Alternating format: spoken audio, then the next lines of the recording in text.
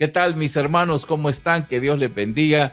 Estamos en un episodio más de este podcast que se llama Postcatólica, a través del cual, como usted sabe, aportamos nuestro hermano Miguel Hidrogo y su servidor una opinión acerca de ciertas situaciones que están ocurriendo en nuestra iglesia y ciertos aspectos de nuestra fe.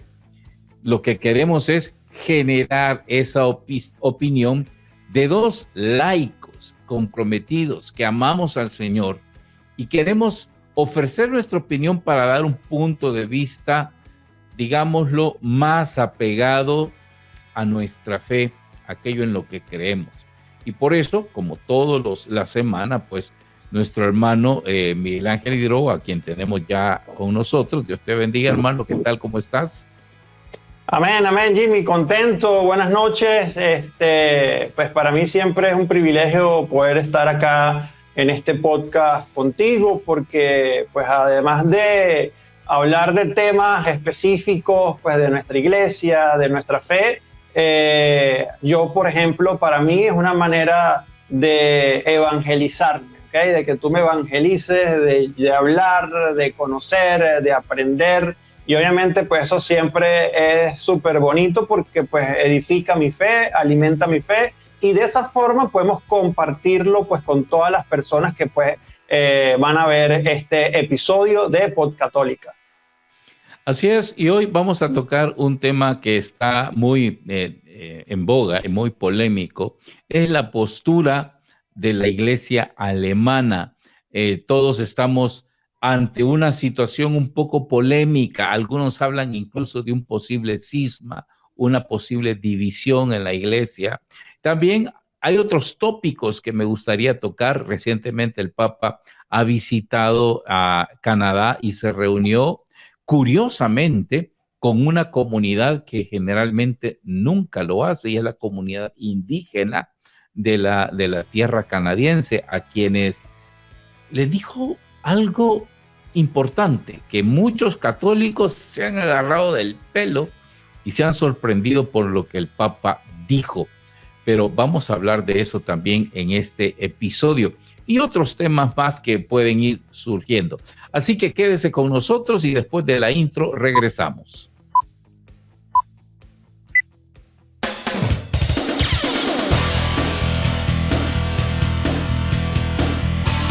Importante que en nuestras vidas ocurran cambios.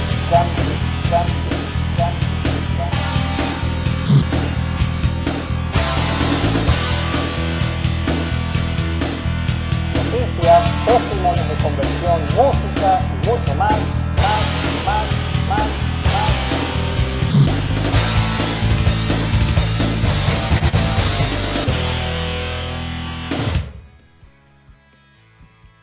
Nuevamente estamos aquí desde Postcatólica hasta sus hogares con este nuevo episodio, y como les decíamos en la parte introductoria, queremos hablar acerca de ese tema tan candente que está apareciendo hoy en día. Antes ni cuenta nos hubiéramos dado, pero con este tema de la versatilidad y de la ligereza con que vuela la información, ya sabemos que la iglesia alemana ha empezado una serie de publicaciones y manifestaciones de corte sinodal que pareciera que tienen un tinte cismático. Para los que no saben qué es esto de cisma, cisma es una palabra que significa división.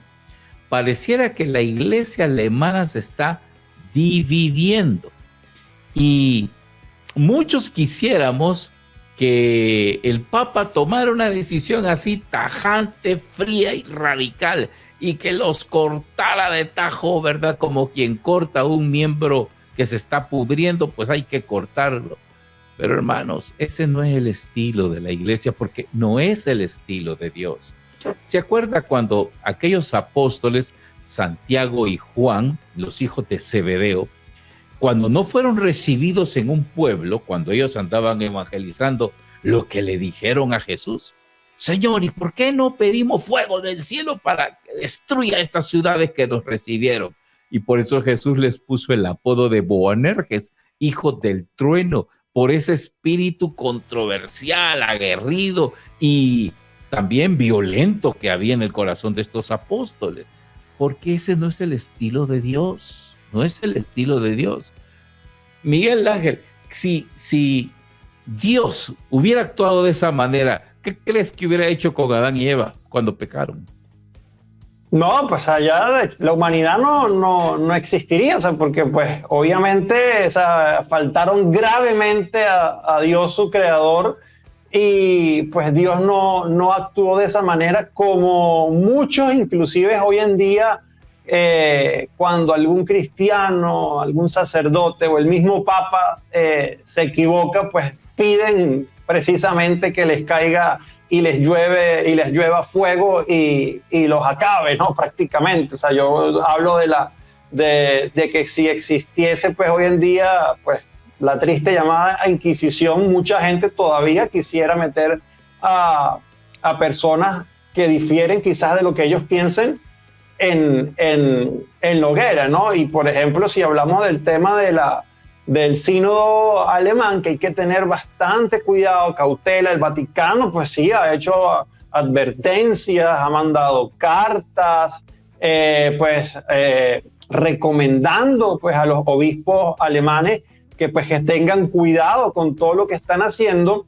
Pues también tenemos que tener nosotros pues cuidado a la manera de expresarnos, tener un poco de caridad cristiana. Pues sí, hay cosas que hay que ser contundentes, pero siempre con amor, con fraternidad y con caridad cristiana. Eso sí, como te digo, siempre estando alertas, porque pues obviamente la situación no pinta nada bien. O sea, de hecho, esto viene ya desde el 2019, que empezó el sínodo alemán, entonces no es nada nuevo, pero recientemente, o sea, no sé si obviamente pues por tema de pandemia, por muchas cosas, pues había pasado un poco desapercibido. Pero a inicios de año ya ha empezado como que toda esta información comenzaron a llegar, y yo estoy escuchando sobre esto desde enero, febrero de este año, pues donde ya muchos obispos de Alemania pues prácticamente estaban retando al Papa Francisco, inclusive desafiaron al Papa Francisco cuando en el mes de mayo pues hicieron una convocatoria a nivel nacional en Alemania, donde de manera, como te digo, desafiante, hicieron bendiciones. O sea, no fue matrimonio, pero sí hicieron tipos de ceremonias donde a personas del mismo sexo pues le dieron la bendición y pues hicieron como un acto allí un poco simulando como si fuese un matrimonio. Entonces, pues sí, hay que tener un poquito de cautela y orar. O sea, la oración tiene mucho poder, porque debemos orar para que estos vientos de cisma desaparezcan. Por supuesto. Y es que tenemos que entender dos cosas, Miguel Ángel. Primero, la forma de actuar del Papa, y segundo, la forma de actuar de los alemanes. Primero, la forma de actuar del Papa. El Papa nunca va a hacer lo que muchos quisieran que el Papa haga. El Señor Jesús al Papa, a Pedro, le dio dos poderes. Uno, mandar al cielo a quien le diera la gana. Y dos, mandar al infierno a quien le diera la gana. Lo que ates en el cielo, quedará atado en el cielo. Lo que ates en la tierra, quedará atado en la tierra. ¿Qué quiere decir eso? Yo estuve en el 2018 en la canonización de Monseñor Óscar Arnulfo Romero, y qué bonito es cuando la causa, los sacerdotes que avalaban la causa, llegaron en el momento de la canonización a pedirle al Papa, porque eso es el rito. Llega este grupo y le pide al Papa que canonice a Monseñor Romero. Y bajo todo el esquema ritual que hay, el Papa accede a la petición, y a partir de ese momento dice: a partir de ahora Óscar Arnulfo Romero será reconocido como San Óscar Arnulfo Romero. Uf, a mí hasta se me pararon los pelos, porque en ese momento el Papa estaba ejerciendo la potestad que Cristo le dio. Lo que ates en el cielo quedará atado en la tierra. Lo que ates en la tierra, perdón, quedará atado en el cielo o desatado. Entonces, ¿quiere decir que el Papa podría mandar al infierno a quien se le dé la gana? Claro que sí. Si el Papa dice toda la iglesia alemana se va al infierno, se va al infierno, si él quisiera. Pero es un derecho que se reserva. De hecho, a nadie, nunca, jamás ha mandado al infierno a nadie el Papa. No lo hace. ¿Por qué? Porque siempre espera la conversión, que de alguna manera los cristianos nos convirtamos. Eso es lo que se espera. Pero también decía que hay que entender, Miguel Ángel, el aspecto político. Cuando se dio el cisma de Oriente, ocurrió lo mismo que está pasando con Alemania, exactamente lo mismo. Sucede que en el cisma de Oriente había un problema de tipo teológico, el tema de la filioque, es decir, el latín y el griego no son compatibles, no son lenguas compatibles totalmente. De manera que cuando nosotros decimos en español que el Espíritu Santo procede del Padre y del Hijo, ese procede de el Padre y el Hijo, los de la Iglesia de Oriente dicen procede del Padre por el Hijo.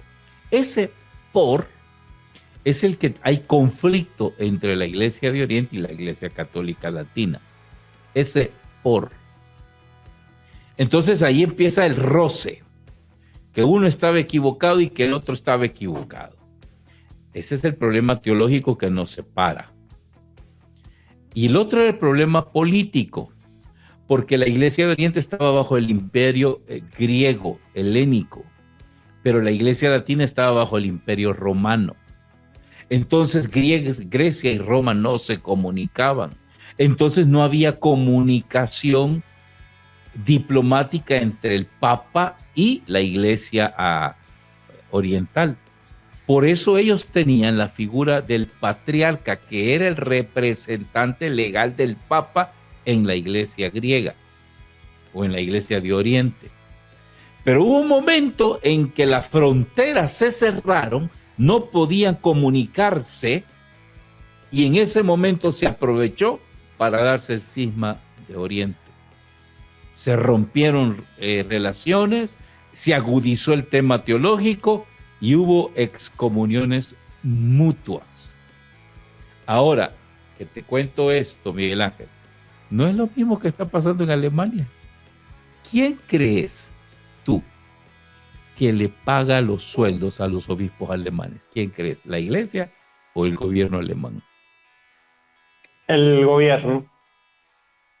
Entonces, ¿a quién va a obedecer la iglesia alemana? ¿Al Papa, que no le da ni 5, o al gobierno alemán, que los tiene a cuerpo de rey? Sueldos de $15,000 mensuales. Wow. ¿Te puedes imaginar? Entonces hay un tema de conveniencia. Y si revisamos la historia, dime tú el primer protestante que ocurrió en la historia en el siglo XVII. ¿Quién fue y de dónde? Sí, obviamente sabemos que es Martín Lutero y viene precisamente de Alemania, ¿no? Que eso es lo que... Pero también es allí donde hay veces que caemos pues en como que a juzgar a todos por igual, porque pues sí, hemos pensado eso, mira, tú lo estás comentando y lo hemos pensado, o sea, el primer protestante vino de Alemania, ¿no? Entonces hacemos como la comparación con todo lo que está pasando del cisma, del sínodo alemán, que pues tiene vientos de cisma o un posible cisma. Entonces dice, wow, viene de Alemania también, ¿no? Entonces es como que pues estamos como etiquetando a todos los alemanes, no es así, pero no pues ciertamente pues no es de extrañarse. Ahora yo te pregunto algo.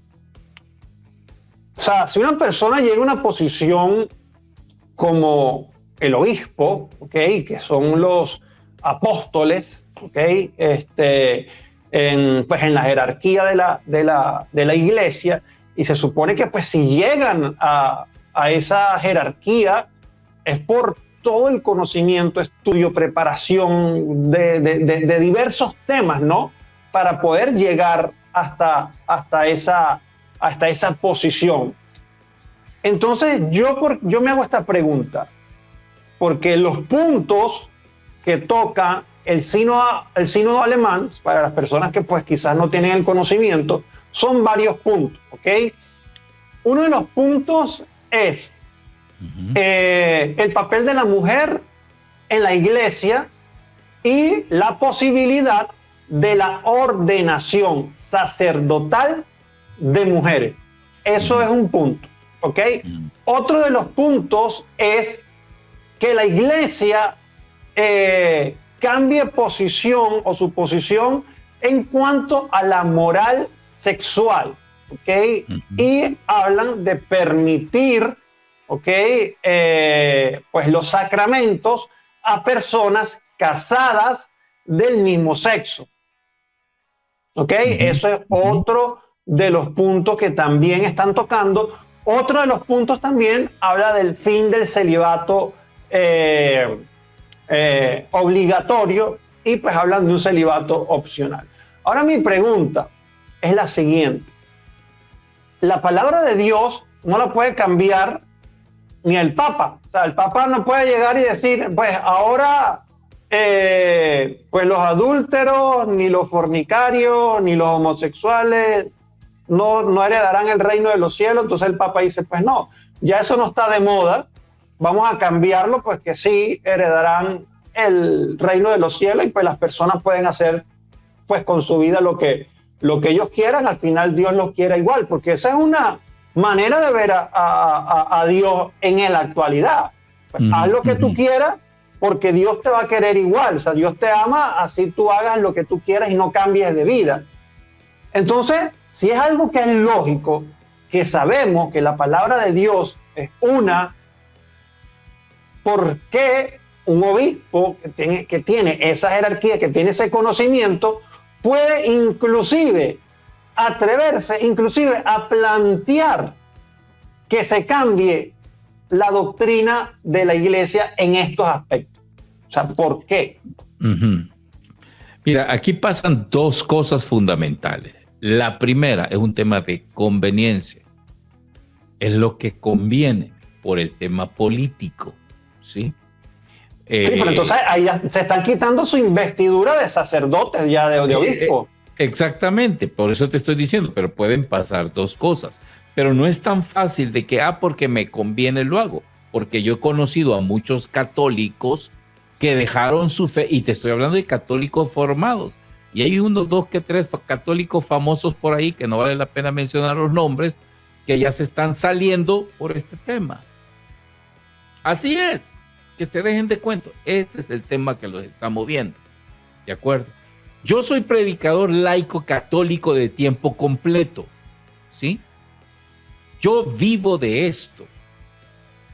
Y a mí, en 38 años que tengo de vivir de esto, no tengo sueldo fijo, no tengo una cuenta bancaria, no tengo un seguro social, no tengo un plan de seguro para mi retiro, no tengo donde caerme muerto, ¿sí? No tengo eso. Si gracias a Dios tenemos algo, es gracias al trabajo también de mi esposa. Yo no me voy a hacer millonario haciendo lo que estoy haciendo como predicador católico. En cambio, si yo me voy ahorita a una iglesia evangélica, pongo mi iglesia, me hago millonario si yo quiero. Claro. Y hago al carajo y me paso por el arco del triunfo toda la doctrina que yo tengo, porque me conviene. Así sería. Pero no lo hago porque soy fiel a mi iglesia. ¿De acuerdo? Claro. Como debe ser. Dos, es el tema de que en la Biblia tenemos y esto es teología y ojalá me entiendan lo que quiero decir, como dice un youtuber por ahí, quiero que entiendan lo que sale de mi boca.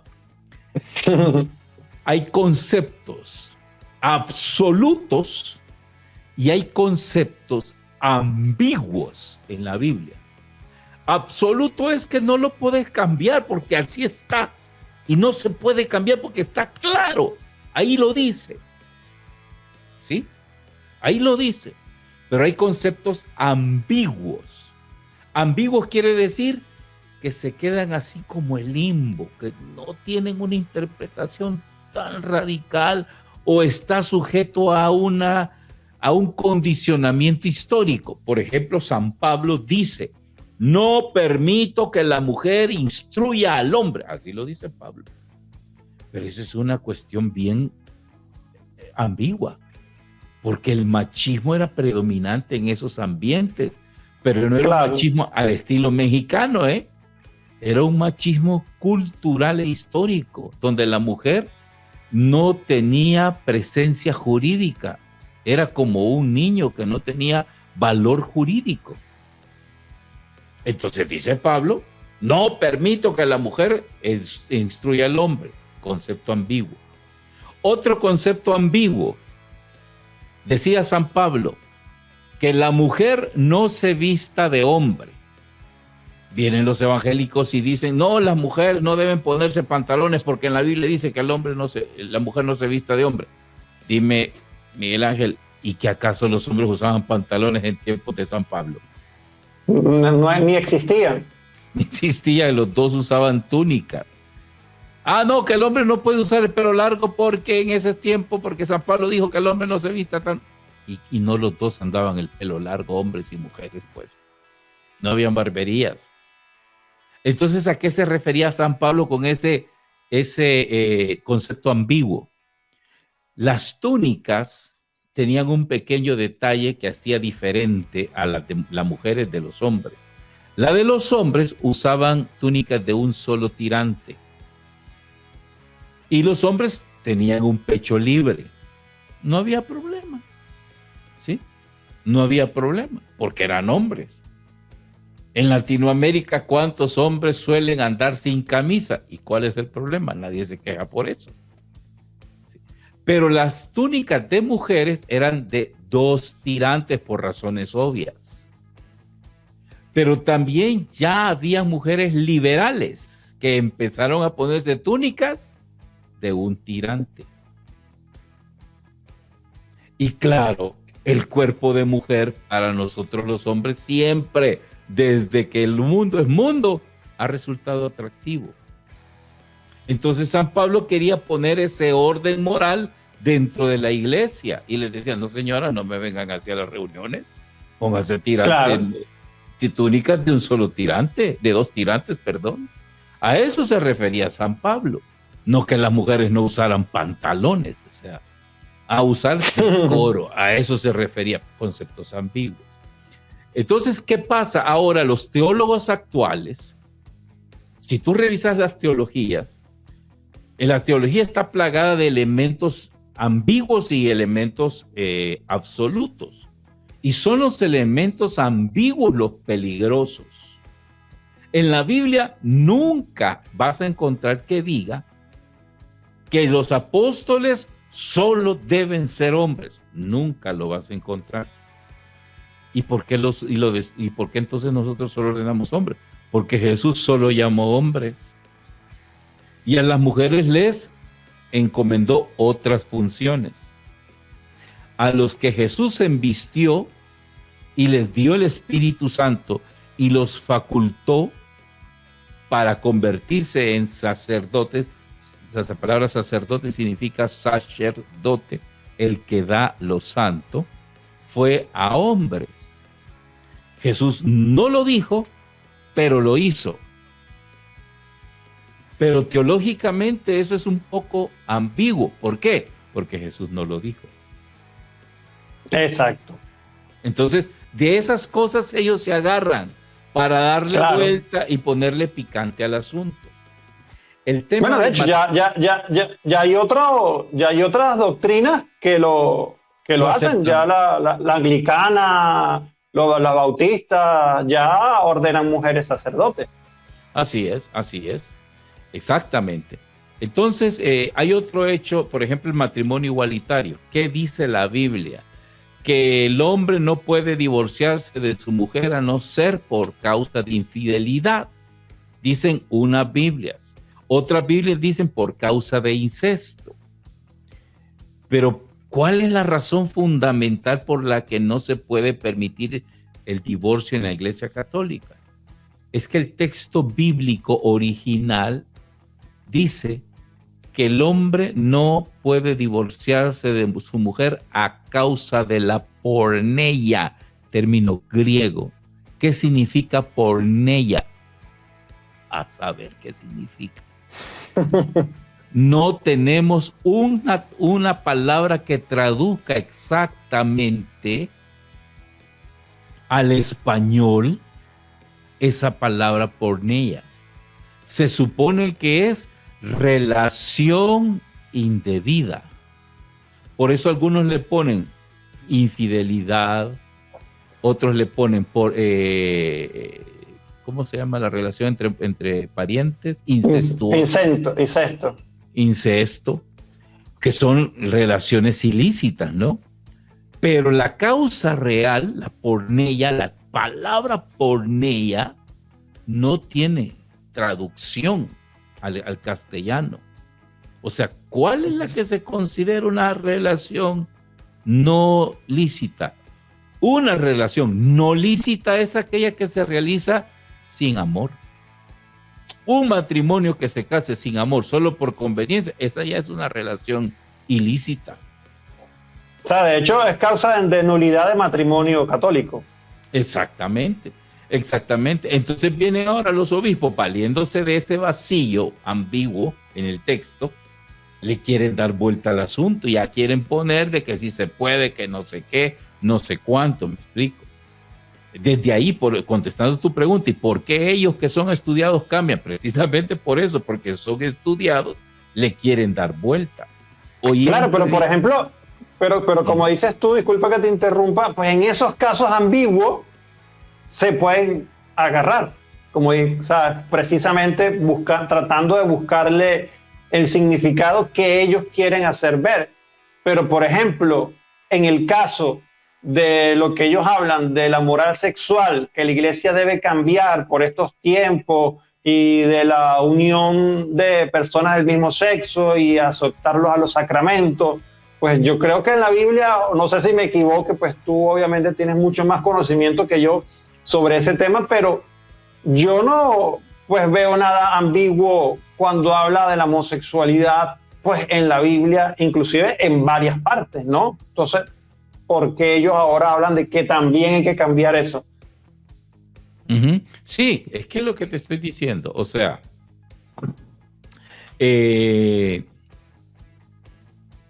no, la Biblia quiere decir, o lo dice en textos que aparecen, no condena la homosexualidad per se. Condena los actos inmorales, claro, como las relaciones sexuales, ¿sí? Pero también se condena, aunque no lo diga la Biblia, los actos de adulterio y la fornicación, eso sí lo dice la Biblia. Los condena, o sea, son condenables. Todo acto fuera del matrimonio, todo acto sexual fuera del matrimonio es condenable. Así, simple. Eso es absoluto. Eso es absoluto. Ahora, ellos quieren legalizar relaciones sexuales homosexuales. Quieren que se legalice.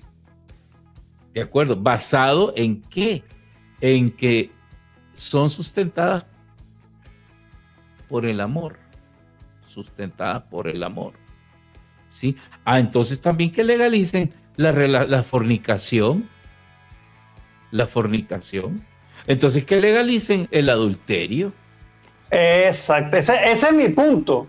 Ese es realmente mi punto. O sea, cuando hay gente que pues habla sobre este tema y cuando tú pues quieres tocarlo de una manera para que no suene homofobia ni mucho menos, ¿verdad? Y yo pues cuando he entrado en discusiones con estas personas que pues hablan de no, que amor es amor y que Dios nos quiere así, yo le digo, pero yo por ejemplo, le digo yo, porque yo fui una persona, y lo hablaba en mi testimonio, que yo era una persona muy mujeriega, promiscua, pues iba mucho de fiesta y todas estas cosas, y yo digo, pues yo no me podría parar a hablar acá y decir, pues yo seguí con esa vida porque Dios igual me ama. O sea, Dios quiere que yo cambie de vida. O sea, Dios no me quiere que yo me quede igual. Entonces, y está, ¿cómo se llama? Lo dice el mismo versículo. O sea, inclusive cuando habla de la fornicación, del adulterio y la homosexualidad. Entonces, pues, como dices tú, o sea, si esto es bueno también y pues supuestamente no es pecado, entonces pues ya pues los matrimonios podrán ser adúlteros porque tampoco es pecado ni está mal. Claro, tú vas a un colegio y preguntas a los chicos que tengan relaciones sexuales, chicos que de 17, 18 años, ¿y tú por qué tienes relaciones sexuales con tu novio? Porque lo amo. Eso te van a decir. Y ya, pues, entonces ya porque se aman, pues permitido. Entonces, pero ¿de qué se valen? A eso es lo que quiero llegar. Se valen de esos vacíos que pueda tener. O sea, no son ni vacíos, porque ya la moral católica está clara y definida.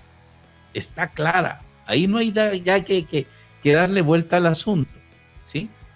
Pero ellos quieren retroceder y borrar todo el aparato ideológico y teológico que se ha establecido en todos estos años para meter un nuevo pensamiento, que esa es la corriente actual. Como te decía la otra vez en el programa, han querido borrar los cientos de años de historia y de pruebas científicas que la Tierra es redonda para meternos una idea que ahora la Tierra es plana. Eso es lo que ellos están haciendo ahora. Están borrando todas las conclusiones teológicas, morales que se han determinado hasta la fecha para meter otro pensamiento. Pero ¿por qué hacen eso? ¿Qué los motiva? El interés.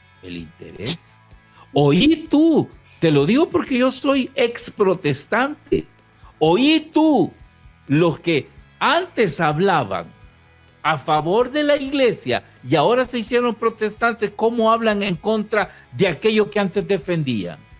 Ahí tenés un caso, el famoso Salvador Melara, y no me tengo miedo de decirlo, que en El Salvador lo aplaudían. Ay, hermanito Salvador Melara, el pastor converso al catolicismo. Anda a ver todo lo que defendía antes, anda a ver cómo habla ahora. ¿Por qué? ¿Y dónde está toda la teología católica que decía defender? ¿Dónde está? Hay un video ahí en YouTube donde él decía, yo católico amo a la Virgen, bla, bla, bla, bla. Míralo ahora. ¿Por qué ahora cambió?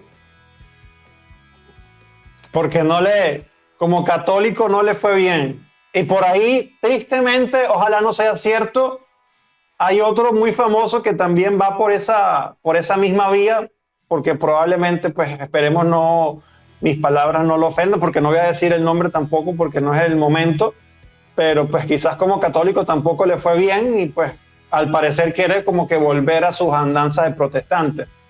Claro, no les está yendo bien. Y ya están cuestionando, se sacan por acá una cosa que pasó en el siglo pasado y ya con eso quieren debatir en contra del Papa y anular lo que el Papa hace, lo que el Papa dice, lo que dice la doctrina, lo quieren devaluar, lo quieren anular. Eso es lo que está pasando. Ahora, Entonces, Jimmy, tú sabes que pues el Papa también anunció, pues como anunció el sínodo pues mundial, que invitando pues a todos los obispos del mundo, ¿no? Y pues estuve leyendo que pues lo que al inicio era el sínodo alemán con todas esas propuestas, al parecer se está como metiendo también al sínodo que el Papa pues anunció, ¿no? Con los mismos argumentos y las mismas cosas que quieren cambiar. ahora yo te hago esta pregunta, porque pues el Vaticano hace días apenas dio una carta contundente contra los obispos alemanes, pues hablando pues de que no siguieran pues con esta tendencia de que posiblemente podía llegar a un cisma, ¿ok? De hecho, el obispo uno de los obispos de Alemania de nombre George Batzin, creo que pues como uno de los más grandes de allá, pues habló que está decepcionado del Papa y pues otras cosas por allí. ¿Qué tú piensas, pues según tu experiencia o lo que vienes leyendo o las actitudes, pues como de no ceder? O sea, al parecer, pues los obispos alemanes no quieren retroceder, más bien quieren avanzar y como te digo, como que se está ya, como que sus propuestas, pues hacia el sínodo mundial convocado por el Papa Francisco. ¿Cómo terminará esto? O sea, inevitablemente se separará la Iglesia de Alemania, esperemos en Dios que así no ocurra, pero pues todo parece indicar que tristemente es así, pues, y de hecho hay una que hablan pues como de una profecía que hizo hace 40, 50 años el actual Papa Benedicto XVI, donde él pues profetizaba que la Iglesia pues en el futuro se iba a hacer muy pequeña y que de ahí iba nuevamente pues a pues tener como un renacer. ¿Qué tú piensas sobre esto?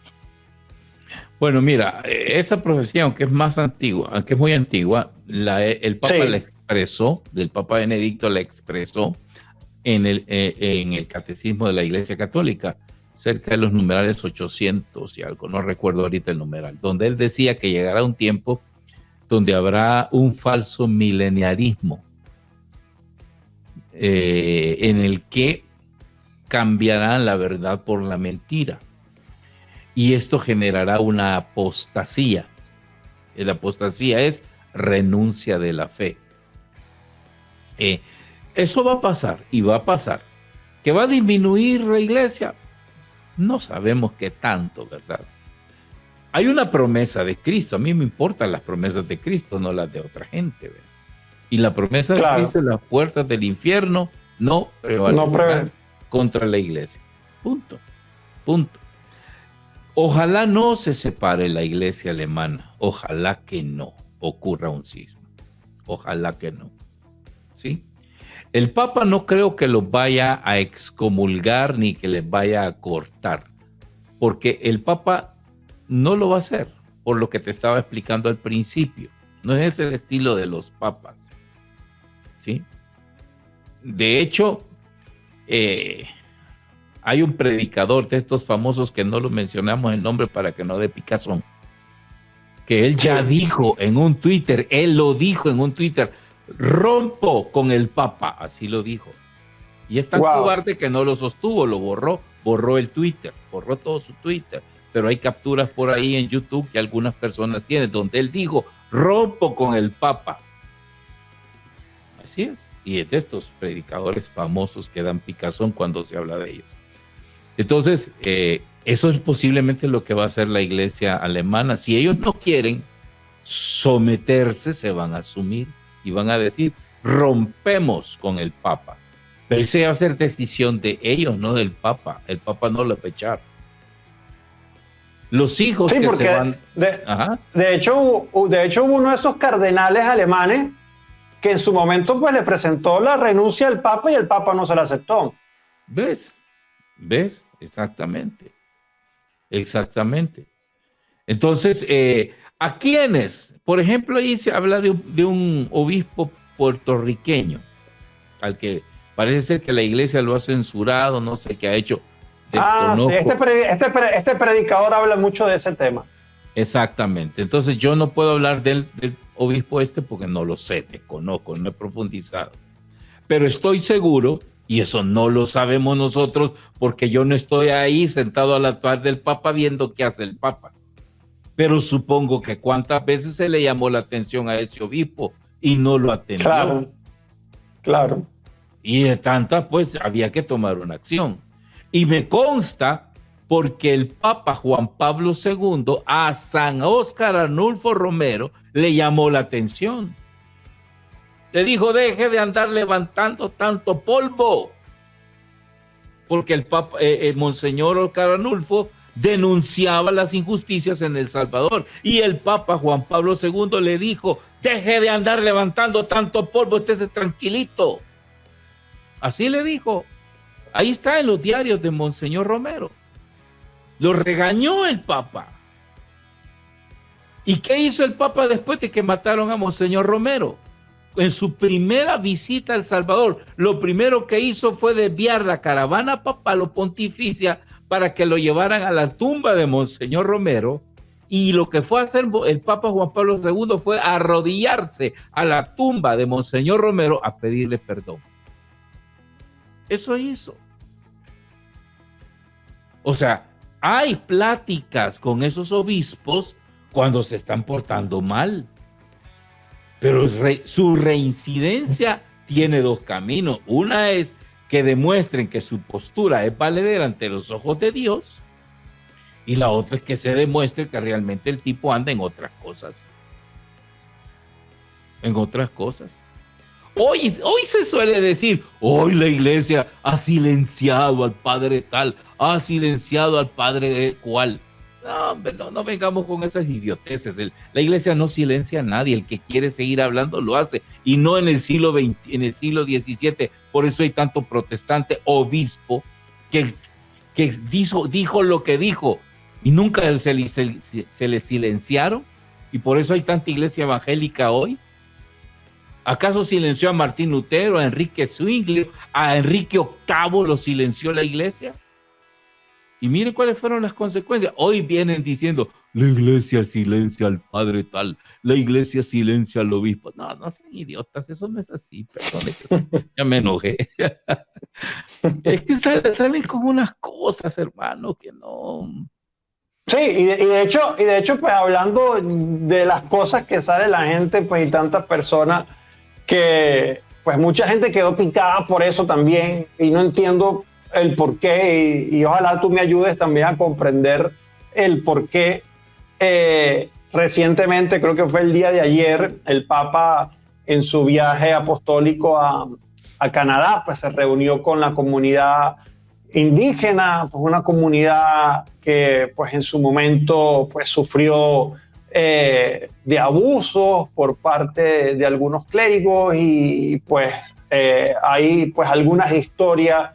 Hay gente que pues dice que son leyendas negras, otras personas pues dicen que los hechos están allí, otros dicen que fueron exageradas, otras personas pues dicen, inclusive un padre muy conocido acá en Colombia, en Latinoamérica, como Fray Nelson Medina, pues dijo, pues también los indígenas deben pedir perdón por el martirio de tantos misioneros, mártires de la iglesia, pero pues el tema es que el Papa le pidió perdón, besó la mano de algunos indígenas en señal de humildad, respeto, perdón, misericordia, que a mí me pareció bonito, me pareció hermoso ese gesto, o sea, porque inclusive pues le toca pedir perdón por actos que él no cometió, pero como jerarca de la iglesia pues lo debe hacer.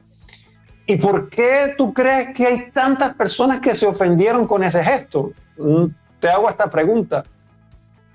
Bueno, mira, no te podría decir a ciencia cierta cuál es la verdad que hay en sus corazones, pero lo que te puedo decir es que la actitud del Papa para mí es loable, es encomiable, es un gesto de humildad, que no es el primer Papa que pide perdón, lo hizo Juan Pablo II. También, claro. Lo hizo Juan Pablo II al entrar al nuevo milenio. Él pidió perdón por todos los errores que se cometieron en el milenio anterior. Exactamente. Por lo que se hizo con Galileo Galilei, por lo que se hizo con Santa Juana de Arco, por lo que no hizo la iglesia en la Segunda Guerra Mundial, por todas esas cosas. Yo estuve investigando acerca de lo que ocurrió en Canadá y ahí parece ser que hubo, te lo explico como lo decía mi mamá cuando me pegaba a mí y a mi hermano por portarnos mal o cuando peleábamos. Uno porque empezó y el otro porque continuó, decía ella. O, en términos más técnicos, por exceso o por defecto. Porque la iglesia, si bien es cierto, pudo no haber sido la ejecutora, pero lo permitió. ¿Sí? Lo permitió. Y a lo mejor hubo una participación indirecta o con el simple hecho de callar una injusticia. De callar. Exactamente. Entonces, eso la hace partícipe de un acto tan grotesco como el genocidio de estos niños. Y hay razón por la que el Papa pida perdón por su, claro, por su participación mínima o máxima. Claro, que acusen a mi iglesia, a mí me da comezón. Y te lo prometo, ayer cuando yo miraba eso, el domingo creo que fue, mi primera reacción fue agresiva, porque estaba con mi esposa viéndolo, y hay un youtuber canadiense, mexicano, que se llama Reinas, el apellido, Diego Saúl Reinas se llama, que él estaba pasando el programa. Inmediatamente su actitud era de, ya ven, el Papa lo dijo, los católicos esto, los católicos lo otro. Entonces sí, lo hicieron. Sí, entonces yo inmediatamente reaccioné y dije, ¿cómo los católicos y los que conquistaron y evangelizaron Norteamérica fueron los pilgrims, los evangélicos? Y empecé a investigar, y lamentablemente sí, fue la Iglesia Católica Francesa la que llegó ahí, antes que los anglicanos. Y los anglicanos que no se hagan los calladitos, porque ellos también tienen su cuota, ¿eh? Ellos también participaron en eso. Ahora, entonces sí, la iglesia lo cometió.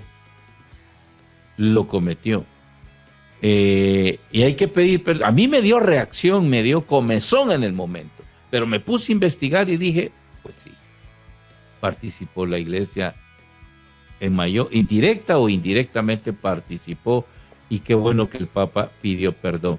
Que ellos no nos piden perdón a nosotros por los misioneros que mataron, es que ellos estaban defendiendo su territorio. Exactamente, eso es lo que yo pues también lo entiendo. O sea, los que llegaron fuimos nosotros, o sea, fue la iglesia. O sea, claro, ellos estaban defendiendo a su manera, ¿no? Claro, y acordate que ellos no conocían el cristianismo, ellos no sabían si el cristianismo era bueno o era malo. Ellos solo recibieron lo malo de unos políticos. Y en aquellos entonces, la iglesia también actuaba bajo una ordenanza política, porque estaba unida el Estado con la iglesia, o la iglesia estaba unida al Estado. Era natural que eso pasara. ¿De acuerdo? Ahora, no estoy dispensando a la iglesia, por supuesto, ¿verdad? Solo estoy tratando de decir que estuvo bien que el Papa pidiera perdón. No me enojo. Claro, totalmente. ¿Cuántas veces hay que hacerlo? Que imagínate si ahorita el Papa Francisco está cometiendo errores y esos errores van a costarle caro a la humanidad. Habrá un Papa próximamente que va a pedir perdón por los errores de Francisco. ¿Sí? Lo que hizo el Benedicto XVI, el Papa Juan Pablo pidió perdón, porque cuando Benedicto XVI fue obispo de Alemania, él no hizo nada tampoco. O sea, la Iglesia Católica se quedó callada. Hubo mucha omisión por parte de él, pues tristemente. Como obispo. ¿Eh? Exacto. Entonces, y hay que pedir perdón si hay que hacerlo. Que no me vengan los evangélicos que ellos no hacen nada, es mentira. Porque Juana la Loca hizo más muertes que las que hizo la Inquisición entera. No, de hecho, pues, hablando de ese tema, casualmente, no saliéndome un poquito de contexto, pero ya que lo tocaste, Yo hice hace poquito un video porque es que a veces los protestantes, o sea, me estoy saliendo completamente del tema, pero sí, o sea, los protestantes siempre atacan a la iglesia, o sea, es por sus males, ¿no? O sea, por sus equivocaciones. O sea, que la Inquisición, ¿ok? Como pues esa acusándonos de todo esto, ¿no? Inclusive falsamente dicen que la Inquisición perseguía a cristianos, o sea, imagínate lo equivocados que están, ¿no? Pero ellos desconociendo que existió la Inquisición protestante y que acabaron prácticamente con todos los monjes en Irlanda, o sea, y fue algo horrible también, y lo desconocen, ¿no? Eso no dicen nada, calladitos. Exactamente, ¿sí? pero el gesto de que tú pidas perdón, como pidieron perdón por la Inquisición, como están pidiendo perdón por esta situación de Canadá, es el gesto más cristiano que tú le puedes ver a una persona. O sea, perdonar, o sea, pedir perdón.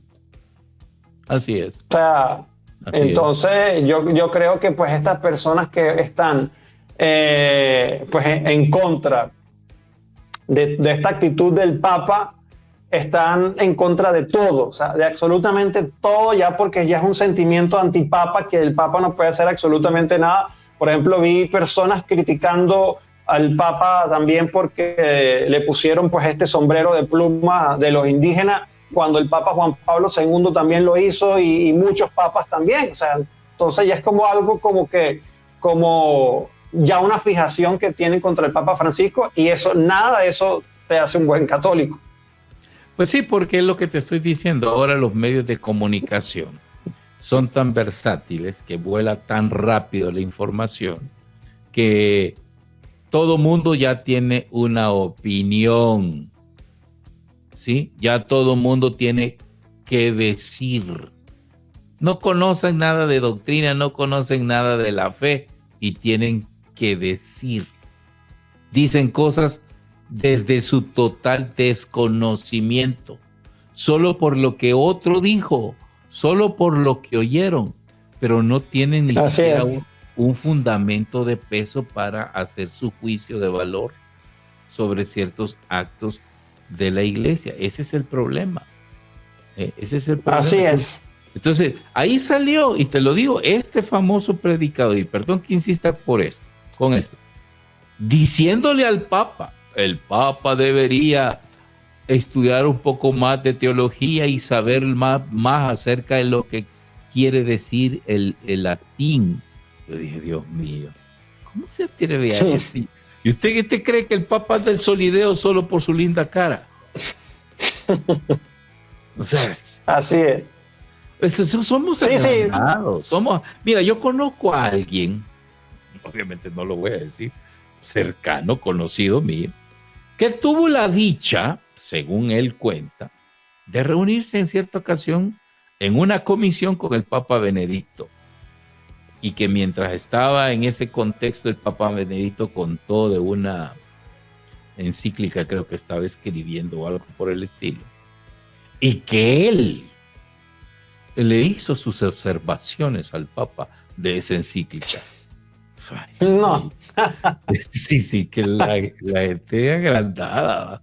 Ya te imaginas tú que le va a hacer observaciones al más grande de los teólogos de la iglesia. Así es.